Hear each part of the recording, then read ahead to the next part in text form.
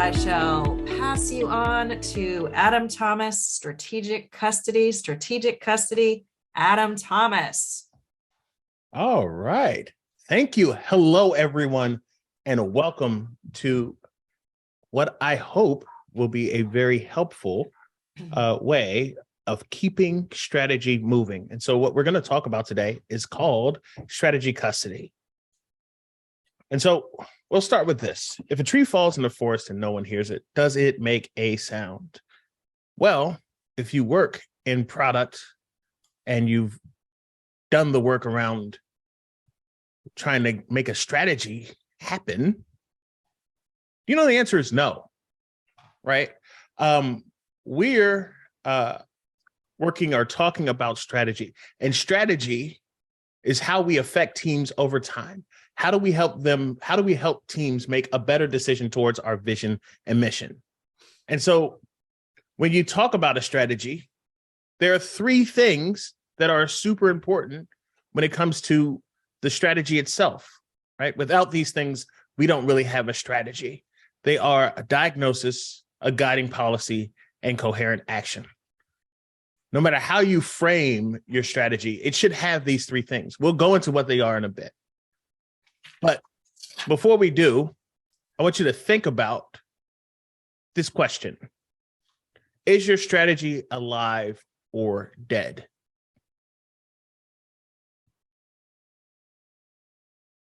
Before we get into what that means, just keep that question in the back of your mind, because product management has a real part to play when it comes to the environment where teams are making better and better decisions. And again, that is your strategy. Your strategy should be a document that creates that space.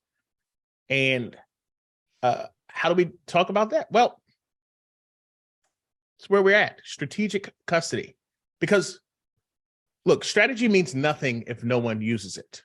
One of the worst things that can happen to a product person is we spend, and now we're at the point where this is going to really happen. We spend the next 6 weeks working on a strategy, right, for 2023, right? Fiscal year 2024 is coming up. We got a whole great strategy. We got everything going for it.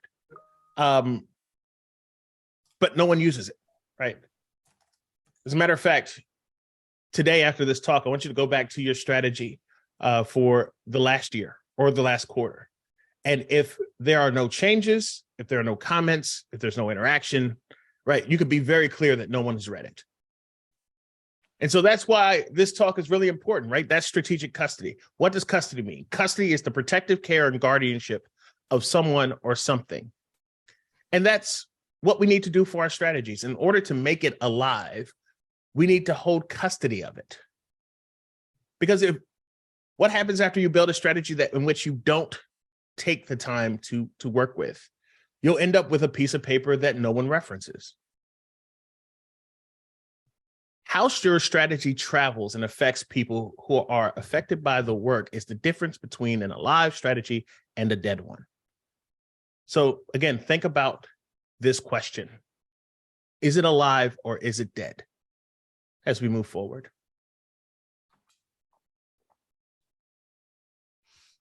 So before we get into the custody piece, let's just build this out piece by piece. We're going to go into what a strategy is. We're going to go how you quantify that dead or alive question. And then we're going to talk about how do you create a culture of strategic custody. So diagnosis, guiding action, coherent action. Where did I get this from? Well, it's from this great book, one of my favorite books on strategy, from this professor named Richard Rumelt. He is the professor emeritus at UCLA's Business School, and I think one of the best thinkers in applied strategy that we have. And in his strategic classic, Good Strategy, Bad Strategy, he talks about the three active components of a strategy. One is a diagnosis. A diagnosis explains or defines the nature of the challenge. A good diagnosis simplifies the often overwhelming complexity of reality by identifying certain aspects of the situation as critical, right? We want to make sure that what we diagnose is the important stuff, only the juicy stuff. we have guiding actions, right? Or guiding policy. Guiding actions or guiding policy for dealing with the challenge itself, dealing with that diagnosis. This is an overall approach chosen to cope with or overcome the obstacles identified in the diagnosis, right? This or that, right? Where are we going? How can people find direction in what you're providing? And then lastly is a set of coherent actions. A set of coherent actions that are designed to carry out the guiding policy. These are the steps that are coordinated with one another in order to accomplish that guiding policy or accomplish those guiding actions.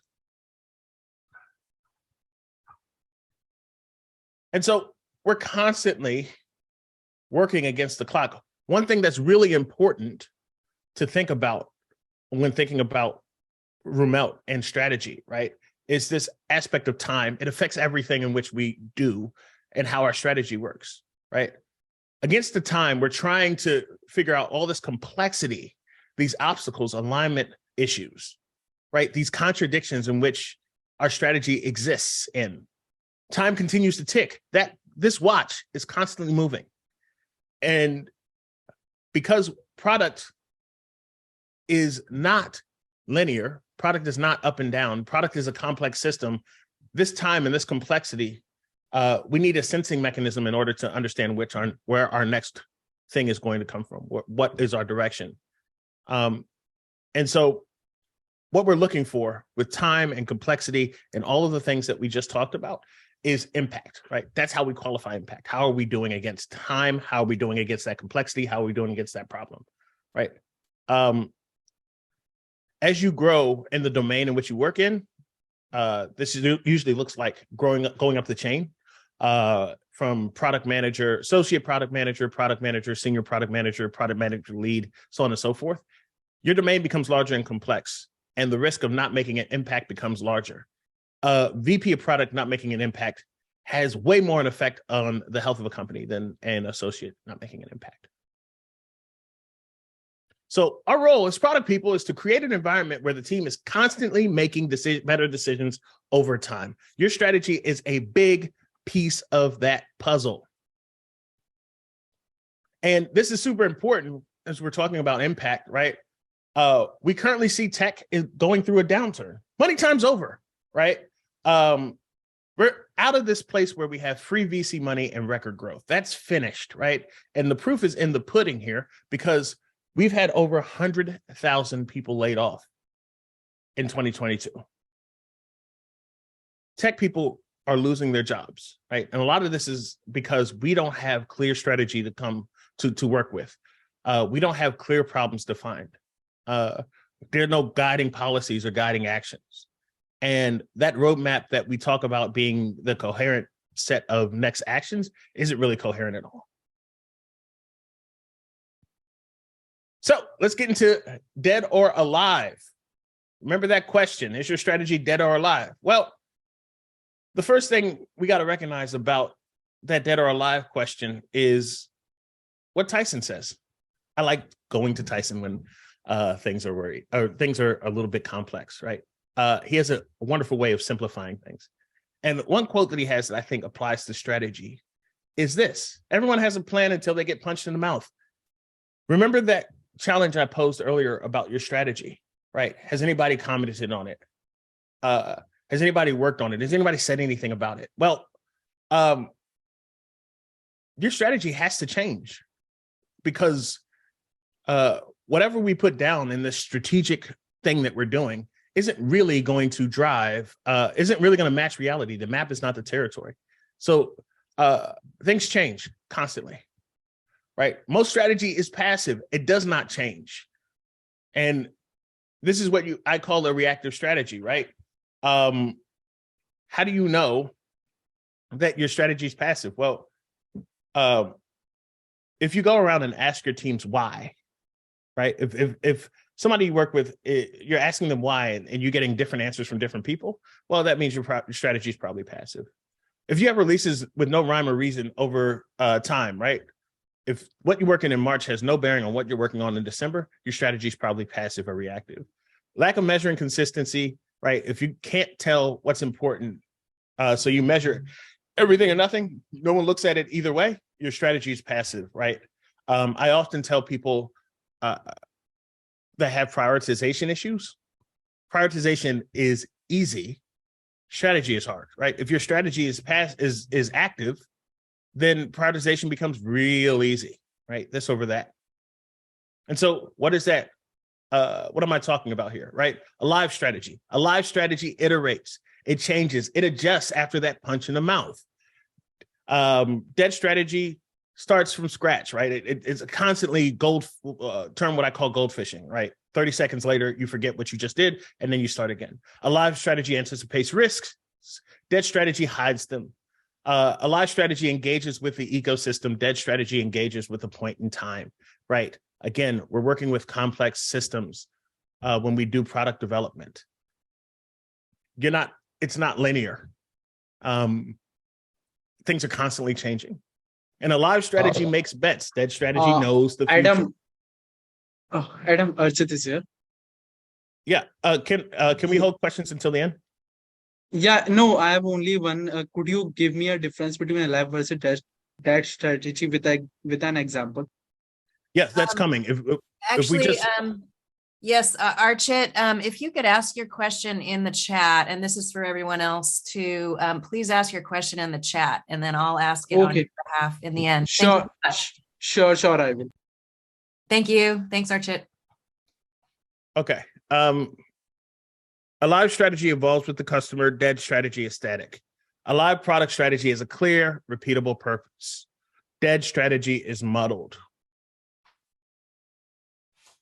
And so I want you to think about these 6 things: course correction, determination, change, customer need, value chain, and purpose.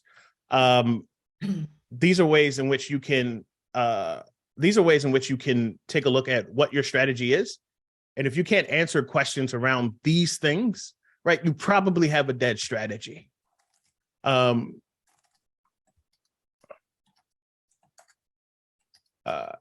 again, the sign of which you're looking for. What are you looking for? When you have an inability to say what you're doing, an answer being consistent, no rhyme or reason, lack measuring consistency, right? You're probably living in dead strategy land.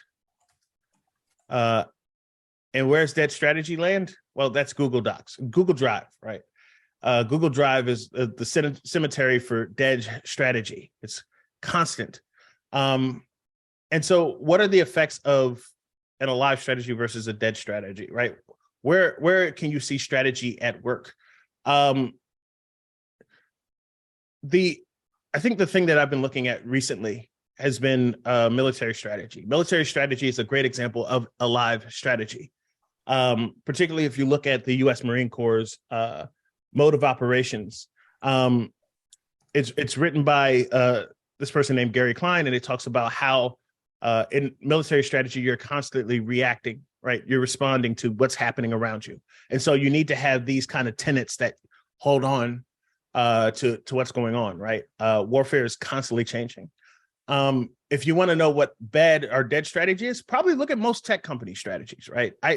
I rarely find, without me working with someone or working with somebody I know that's really good at this stuff, good strategy, right? It often falls into the traps that I just mentioned. And so I think one of the things to point out that unlike on the tactical level, right, it's hard to point out silver bullets, really difficult, right? You got to you have to understand what direction you're going into, right? And your strategy or my strategy is not going to be the same as this other person's strategy. And it can't be. So if you mimic or if you just kind of follow somebody else's strategy, you're probably going down the wrong path, right? It's just dead by another name. So let's talk about strategic custody. Now that we have foundations on what strategy, what's dead or alive, let's get into what this is. So strategic custody has a few parts. There's repetition, there's accountability, and there's clear measurement, right? We're looking to see how we can iterate. And when it comes to the work that we're doing. So let's talk about how you can. You can set direction through repetition. Guiding policy should be repeated. Diagnosis should be repeated. Coherent action should be repeated. In marketing, there's a concept called the rule of 7. In short, you repeat something 7 times to a prospect, and from there, they're able to recall. If you find your team unable to say why you're doing something, the first question I would ask is, how often are you telling them? The podcast you listen to with the annoying ad reads, think about how you listen to that annoying ad read. Well, you'll hear that ad 7 times. That's why you remember it's annoying, because you're constantly hearing it in that short 30-second span. Guiding policy that builds accountability. So there's a Dr. Ron Kohavi who ran innovation at Airbnb, Amazon, and Microsoft. And one of the things that stands out to me is he states 60 to 90% of our ideas bring neutral or negative value. We got to get ideas from everywhere, right? And our ideas are going to mostly be wrong. So we got to start churning out what's a good idea, what's a bad idea for us, what ties to our strategy, what doesn't. And so one of the traps that comes from product managers that I see is like we become the holder of ideas that ignores the team that we're working on, and we're thinking that our ideas are going to somehow beat that 60 to 90%. They do not, right? Our ideas, we're more of a facilitator, not an owner of ideas. That's why it's important to lead into building guiding policy that helps your team think together, because you're going to get a better set of that 60 to 90 to churn through.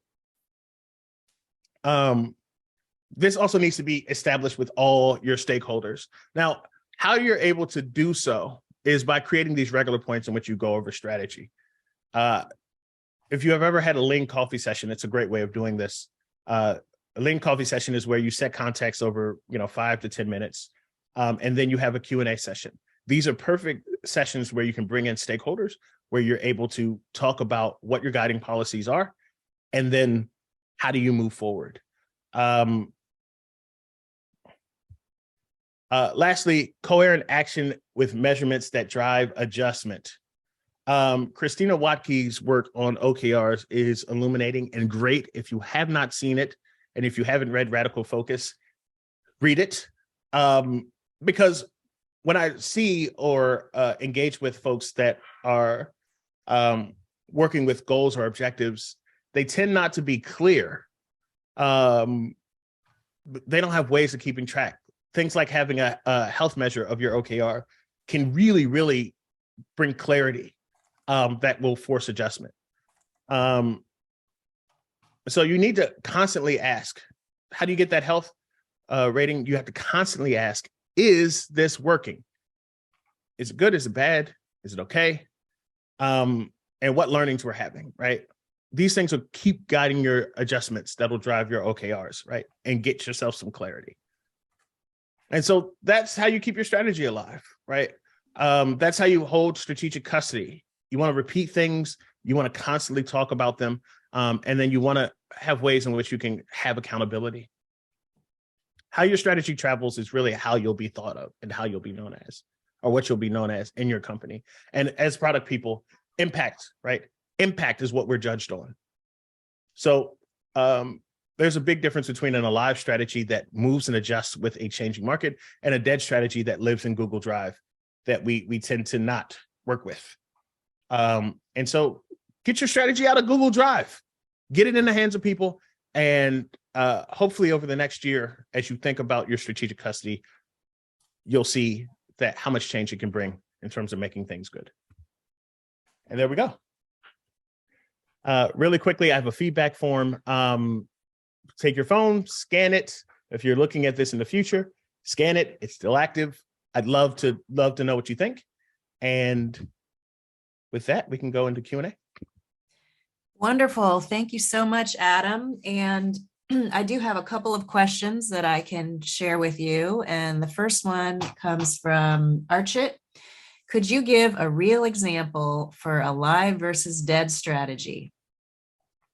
Like I mentioned before, a live strategy, I think what you want to look at is military doctrine, right?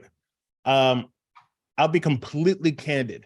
I think tech companies in which we work are really, really, really bad at this. And I think the proof is in the pudding, right? when we look at this era of where VC money is drying up, layoffs happen. Why? Because they didn't have a really good strategy. They didn't have something that adjusted with time. So if you're looking at tech companies for strategy, probably a bad place to look. Again, I think looking at military strategy is really a great way of doing that. Wargaming, as I mentioned, Gary Klein's work with the Marine Corps is a fantastic place to start digging into, to start seeing what actual strategy, applied strategy looks like, that you can start using in tech companies to start doing this better. In fact, this is kind of why I've started this work. Over the last 2 or 3 years, a lot of my intellectual work has been around strategy, because I've noticed over my 15-ish years around tech companies and product that a lot of what we do does not compare, right? It's bad. Okay. Thank you so much, Adam. And maybe you could stop sharing your slides so we can see you more. Oh, wait, not the video, the share. There we go. There we go. Thank you. All right. The next question is from Ashley. When people want to hold on to a dead strategy, what approach can be taken to talk them off a cliff? This is where you're sometimes you have to show efficacy, right? You have to show something working.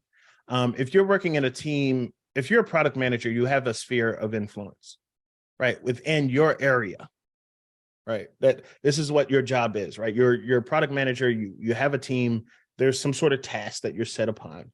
Whether it's a feature, whether it's a product, whether it's a whole product line, there's some sphere of influence.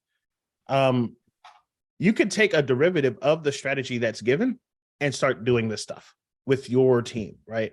So I'll give you an example, right? Let's say I'm your boss and I just go, our strategy is to provide the greatest care to all of our constituents.